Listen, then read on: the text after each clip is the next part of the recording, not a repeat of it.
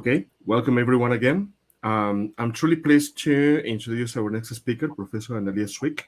So I'll speak briefly in English and Spanish, and then Professor Swick will deliver her talk in Spanish.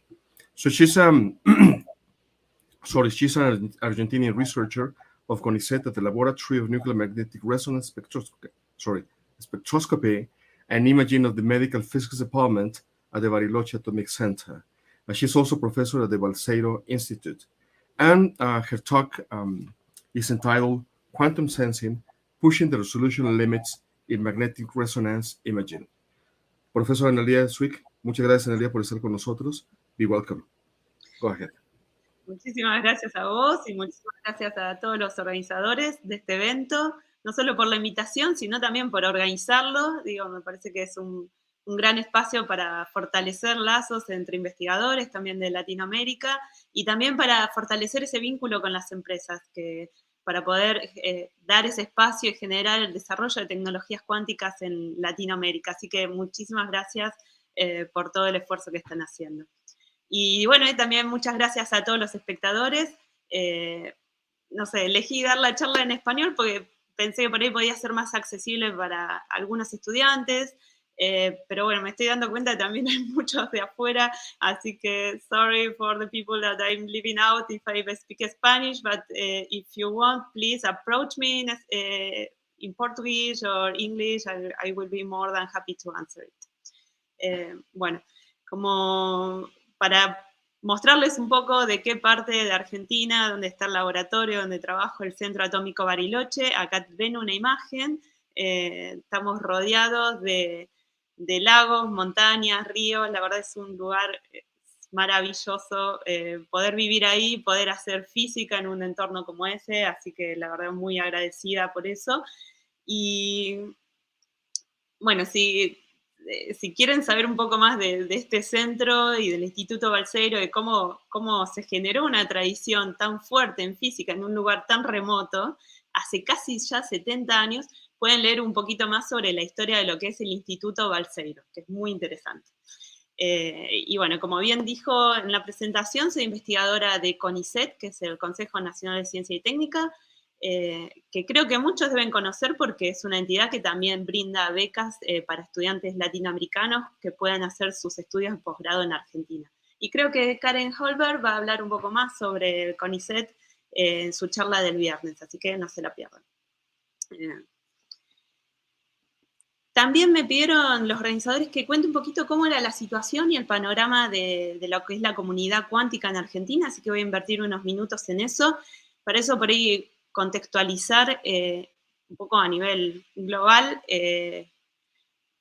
cómo está viniendo el desarrollo en lo que es tecnologías cuánticas, y para eso acá les comparto una imagen que saqué de un informe que ya es un poco viejo, desde 2019, del Banco Interamericano de Desarrollo, en el que muestra un poco un mapa mundi con América Latina patas para arriba, como el libro de Galeano, en el que muestra ahí un poco cuántas millones y billones de dólares invierten cada uno de los países, como China, Europa, Estados Unidos.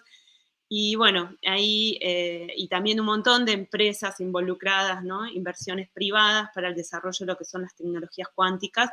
Y bueno, y mencionaba que de Latinoamérica y de lo que es el Caribe, lamentablemente, no existían, no se contaba con estrategias nacionales o fondos de inversión pública para el desarrollo de estas tecnologías, y por ahí sí países que ya contaban con ciertas, tecnologías a nivel laboratorio o investigadores que sí podrían empezar a desarrollar e implementar estas tecnologías. Todavía falta como todo lo que es la parte de mercado, de empresas, que generen también un mercado tecnológico, ¿no? Entonces, como construir ese puente, y por eso me parece que esta conferencia va en esa dirección, unir esos mundos, y que está buenísimo. Y entonces, dentro de ese contexto, en Latinoamérica, sí, hace 3 años no había nada, en Argentina no había nada, pero hoy puedo decir que un poco está cambiando la cosa, que por lo menos ya de nuestra institución se consiguieron fondos exclusivamente dedicados al desarrollo de tecnologías cuánticas. Todavía no se logró o sea, no se cuentan con los fondos para ejecutarlos, pero está en proceso, y también dentro de muy poquito parece que el Ministerio de Ciencia y Técnica de la Argentina va a anunciar también el apoyo con fondos dedicados exclusivamente a estos.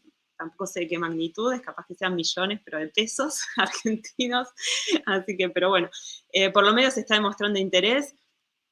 Y de lo que es en tema de empresas, sé, por ejemplo, CITES, que es una empresa de fondos privados que estimula el desarrollo de startups, estaba interesado en invertir en una startup de tecnologías cuánticas, en computación cuántica, y luego puedo mencionar otras que están interesadas, todavía con nada concreto, pero son como empresas que son semiestatales o estatales, como lo que es YPF, lo que es INVAP o lo que es ARSAT, que hacen desarrollo de altas tecnologías. Pero bueno, y en cuanto a comunidad, ¿cuántos somos? Yo diría que, digo, es una comunidad que empezó a crecer mucho en estos últimos años, tanto así como en las reuniones anuales de físicas argentinos, ya hace varios años existe una división especial que es de cuántica, existe una reunión escuela anual todos los años, por eso es anual, exclusivamente de cuántica, ya hace unos 4 años tal vez, y bueno, seremos entre 80 y 100 entre investigadores y estudiantes. Así que es un poco el panorama de Argentina, supongo que estos días me voy a enterar un montón más de cómo es en el resto de los países. Bueno, y ahora contarles un poquito que, volviendo acá, digo, como lo presentó el laboratorio, que es de laboratorio de resonancia, espectroscopía de imágenes por resonancia magnética nuclear, en el que contamos con un equipo preclínico de un campo alto para poder hacer investigación, lo que es preclínica. Y el laboratorio lo llevamos adelante con mi colega Gonzalo Álvarez, en el que ambos venimos del mundo de la física, él es experto más en lo que es el área de la resonancia magnética y las imágenes por resonancia, y lo que hacemos es combinar un poco nuestras líneas de investigación, principalmente combinan lo que es información cuántica, teoría de la información, con el control de sistemas cuánticos y usar la resonancia magnética como control de estos sistemas para el desarrollo de tecnologías como sensores cuánticos y así poder aplicarlos en lo que son técnicas y poder hacer desarrollo de técnicas no invasivas para aplicaciones médicas. O sea, como la idea sería llegar a lograr hacer con técnicas no invasivas de alguna manera histología virtual con estas tecnologías. Entonces, lo que sigue es contarles un poquito una de las tantas cosas que hacemos para que se lleven un panorama. Bueno, uno de los grandes desafíos hoy en día es para poder combatir enfermedades, ya sea como las del cáncer o enfermedades neurodegenerativas como el mal de Alzheimer, es poder entender qué es lo que pasa a niveles muy pequeños, de cómo se desarrollan estas enfermedades a niveles celulares, microestructurales dentro de nuestro cuerpo. Y hoy por hoy las técnicas que existen para llegar a esas escalas tan pequeñas en general son invasivas, no existen como técnicas no invasivas que podamos observar a esa escala. La resonancia magnética nuclear es una técnica no invasiva que es súper buena para muchísimos fines, pero su resolución en las que son las imágenes clínicas es del orden del milímetro cúbico. Lo cual, como dije, es buenísimo para muchas cosas, pero para otras cosas se queda limitado. Por ejemplo, no se terminan de distinguir todos los cruces de fibras que tenemos dentro del cerebro, como podemos ver acá, y dentro de cada una de esas fibras hay un universo de otras cosas. Entonces, si por ejemplo hacemos un corte transversal, podemos ver en esta imagen que está abajo a la derecha, una imagen hecha por microscopio, un montón de axones que están dentro de esa fibra, y esos axones tienen un diámetro que va entre el orden del rango del 1 a 10 micrones. Entonces, ¿cómo podemos traspasar esos límites de resolución que tiene la técnica de imágenes por resonancia, que es una técnica no invasiva, para poder ver estas escalas tan pequeñas o poder extraer información cuantitativa de los tejidos biológicos a estas escalas microestructurales? bueno, por supuesto que tienen mucho interés, no solo clínico como para técnica de diagnóstico, sino también para poder terminar de entender por qué se generan ciertas enfermedades o cómo atacarlas. Por ejemplo, se cree que uno de los indicadores tempranos de la enfermedad de Alzheimer es la pérdida de mielina, que es la capa esto que se ve en negrito, que recorre, que contiene a los axones, ¿no? Entonces, para poder distinguir la pérdida de esta mielina, estamos hablando del orden del micrón. Entonces, para poder distinguirlo de una forma no invasiva, hace falta desarrollar la técnica. Entonces, una de las cosas que proponemos hacerlo es extraer información, esta microestructural, observando cómo es el proceso difusivo de las cosas que pasan dentro de estas cavidades, estas microestructuras que restringen esos procesos de difusión. Ahí adentro tenemos moléculas que por su movimiento browniano están moviéndose y nuestro cuerpo es un 70% agua, entonces tenemos moléculas de agua que tienen sus protones y tienen el spin nuclear de los protones. Y con las técnicas de resonancia magnética nuclear se pueden detectar y manipular estos spines. Entonces, la idea es usar estos spines y el propio movimiento browniano que tienen las moléculas, los procesos de difusión que están pasando dentro de estas microestructuras, es monitorearlos con las técnicas de resonancia y poder extraer información de cómo es ese entorno de estos spines, ¿no? Y cómo es ese entorno microestructural.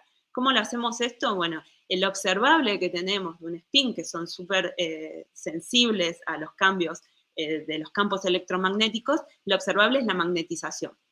La magnetización se puede expresar como una cantidad, digamos, que decae exponencialmente en el tiempo. ¿Por qué? Porque al estar iterando con ese ambiente es muy sensible a esos cambios, entonces hace que el spin pierda su coherencia, que el estado pierda su coherencia.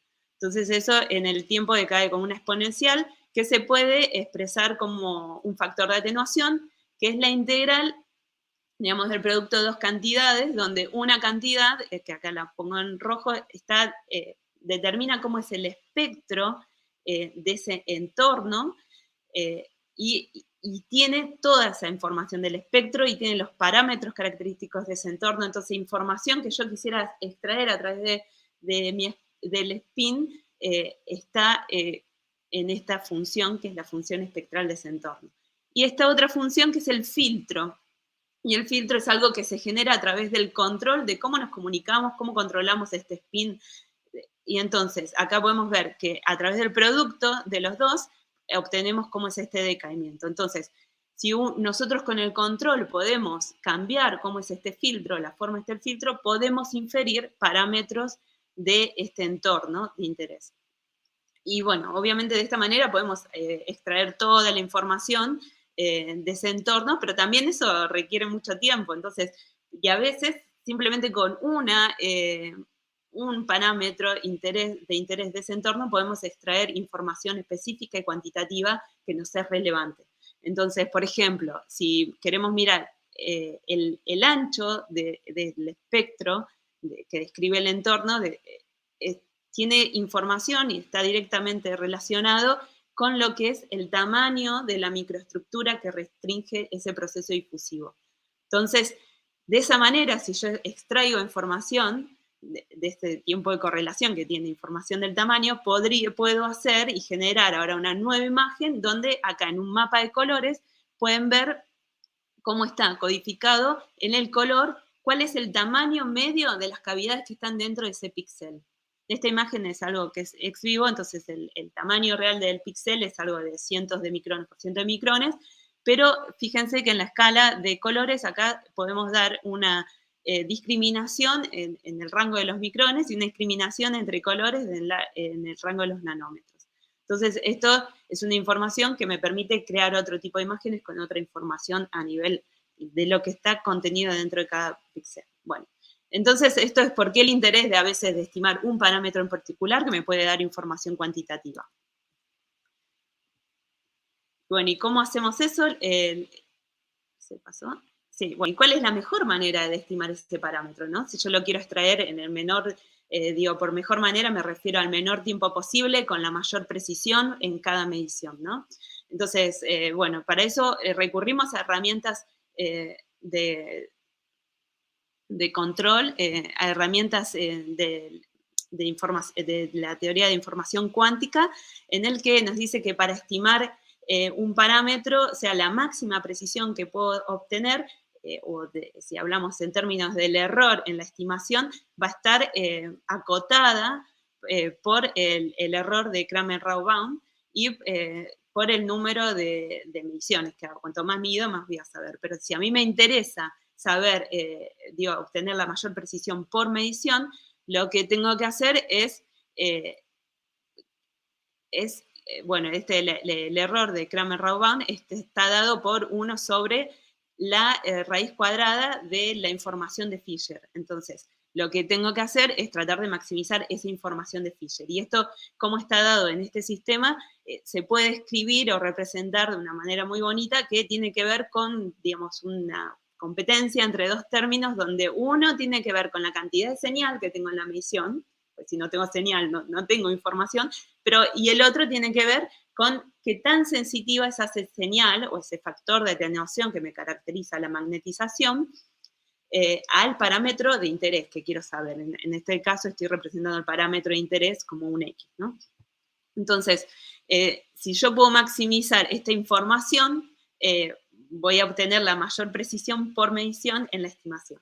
Entonces, para cada control que uno diseñe, recuerden que la expresión esta del factor de atenuación depende del filtro que diseña con el control. Entonces, para cada control tengo un mínimo error. Puedo llegar a encontrar cuál es el mínimo error. Pero bueno, esto era como, queríamos una respuesta más general. Entonces estuvimos buscando y nos dimos cuenta y demostramos que existe un límite de precisión que es general para distintos tipos de ambientes, es general para toda una familia de parámetros de interés a extraer de esos tipos de ambientes y es general para todo tipo de control. Obviamente no todos los controles me van a permitir tener la máxima precisión, sino que va a haber un control óptimo que me lo permita. Y entonces lo que hicimos, sin entrar en detalle, es dar una serie de herramientas de cómo construir, cómo definir ese mejor control que me permite la mayor estimación.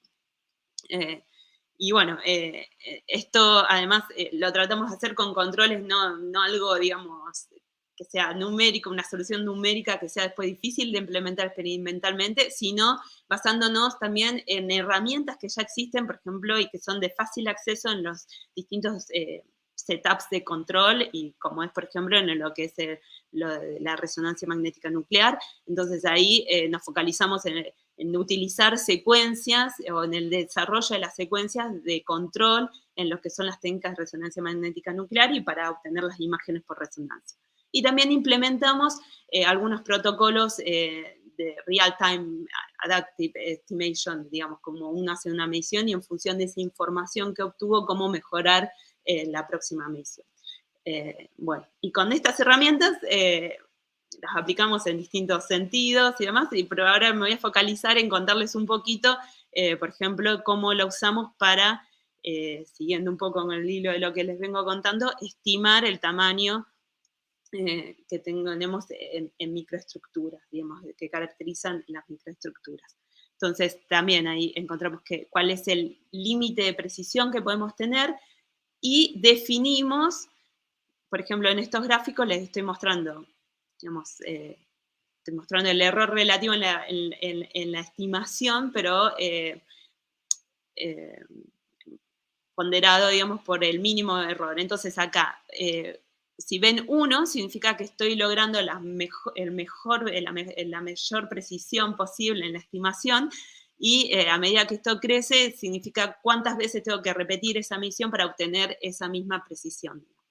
Entonces, pueden ver, por ejemplo, que para estimar diámetros, no sé, que van entre el orden de 0 a 20 micrones, cuáles serían los parámetros óptimos que en lo que es un setup de resonancia magnética nuclear serían cómo uno puede definir el tipo de secuencia como la forma de los gradientes que aplica, pero además la magnitud de los gradientes y el tiempo que uno debe aplicar eso. Entonces, por acá definimos y mostramos cuáles son los parámetros que uno debe aplicar para lograr la mayor estimación, la mayor precisión en la estimación por medición.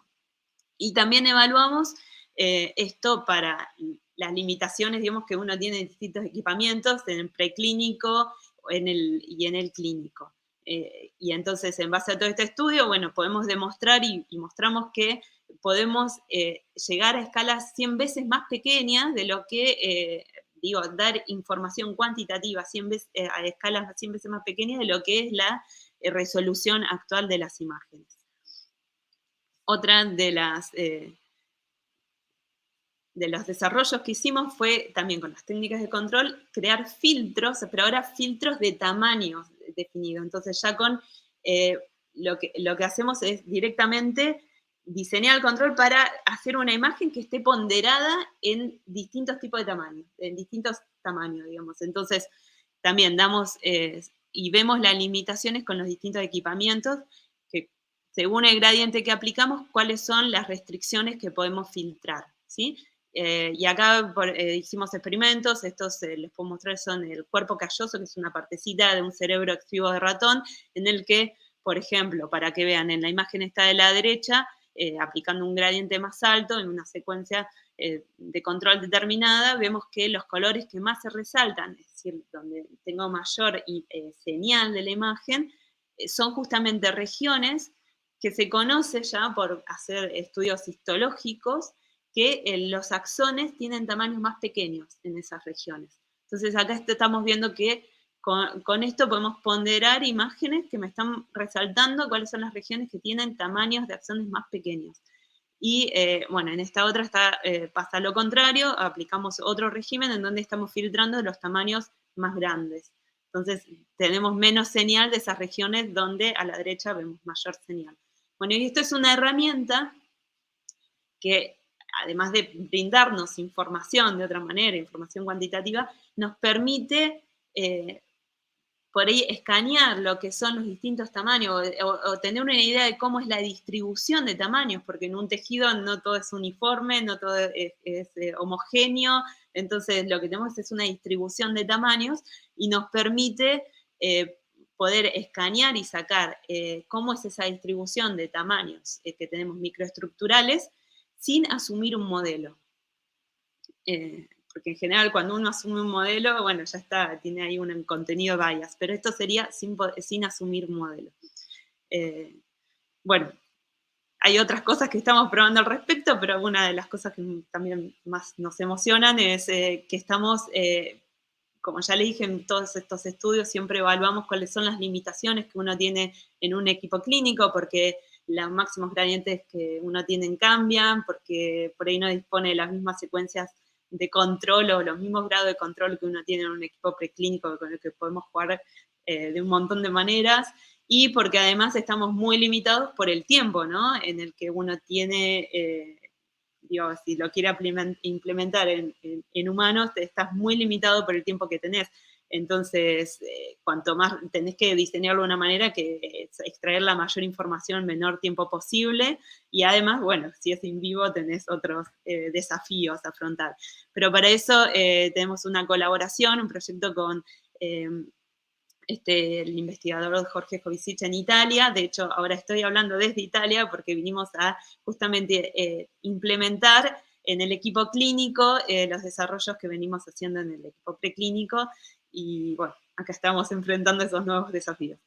Y así que, y por último, quería agradecer, bueno, acá a todo el grupo, digo, esto no estoy yo sola, sino está con Gonzalo Álvarez, que lo acabo de mostrar en la foto, está ahí, pero por el resto, esta es una foto pre-pandemia, así que ya es un poco vieja, y hay alumnos que ya pasaron por el grupo, ya no están más ahí, y hay otros nuevos, y bueno, un poco agradecerle a todos, porque esto es un trabajo que se viene haciendo con el tiempo y a través de colaboraciones, como lo es así toda la ciencia, y acá también un poco a agradezco a distintos colaboradores que tenemos en otros lados y instituciones que de una u otra manera han financiado carrera o proyectos y demás. Así que, bueno, muchísimas gracias. Muchísimas gracias por tu presentación, Analia. Fue realmente ilustrativo conocer tanto el trabajo que hacen en tu grupo de investigación como los caminos que está tomando la investigación en información cuántica en Argentina. Hay una pregunta de Miguel Ángel Varela Espinosa que dice así: ¿qué herramientas informáticas y de programación utiliza para el procesamiento de datos y su graficación?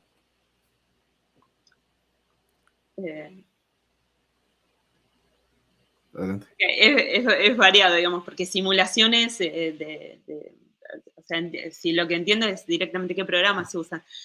Para simulaciones se pueden utilizar desde distintas herramientas que se disponen, no sé, pues desde de programar en Fortran, de cómo aprendí yo, hasta Python. La mayoría de los estudiantes hoy está usando Python para hacer simulaciones, ¿no? De distintos, de la parte teórica, pues tenemos mucho desarrollo teórico y después hay todo un lado más de implementación experimental. Y después en lo que es la parte, también la programación del equipo de resonancia tiene su lenguaje de programación que es específico de acuerdo a la marca del equipo, pero bueno, es mucho de programación y de simular los sistemas y después herramientas se utilizan, puede ser como Maple, como o matemática, o como algún MATLAB o alguna herramienta que nos permita también visualizar distintos resultados gráficos o plotear. No sé si se refiere un poco a eso. Y después en lo que es específico de las imágenes y cómo es el procesamiento de las imágenes, también ahí estoy aprendiendo un montón ahora porque aprendiendo cómo es la parte y el interface con el equipo clínico y cómo se procesan las imágenes clínicas. Y ahí salen los archivos en un tipo de código que es Nifty, de ahí uno los procesa, pero como que ahí hay programas adecuados para el procesamiento de esos datos. No sé si se refiere un poco más a esa parte o... Yo, mi sentido es que la idea básicamente era lo que respondiste, que es el universo de herramientas que se emplea en la ciencia, ¿no? Es la verdad que generalmente uno busca una suma ecléctica, ¿no? Todo aquello que contribuya, ¿no? Y que permita hacer las cosas de manera eficiente y digamos con la precisión requerida, pues es precisamente lo que uno usa. Pero encontrar esas herramientas es complicado, ¿no? Sí. No es nada sencillo. Sí. Así es. Sí, y lleva su tiempo aprenderlas y lleva su tiempo ponerse al día también, uno que ya aprendió ciertas herramientas, ponerse al día con otras. Pero la verdad que es increíble las cosas que se pueden llegar a hacer, ¿no? Hoy por hoy. Bien lo estaba mostrando en la charla anterior, es increíble todo lo que se puede llegar a hacer computacionalmente. Así que Así es. Muy poderoso ahí. Así es. Pues muchísimas gracias, Analia. Fue un gusto enorme escuchar, compartirse con nosotros insisto, del trabajo que se hace en Argentina, de lo que están haciendo en tu grupo de investigación. Fue un honor tenerte con nosotros en Quantum Latino y hasta la próxima. Bueno, muchísimas gracias a ustedes. Bye, bye. Bye, bye. Now let us move to the next session, please, which is going to be, talk is going to be delivered by Professor Dorilian Lopez Mago. Thank you very much. See you there.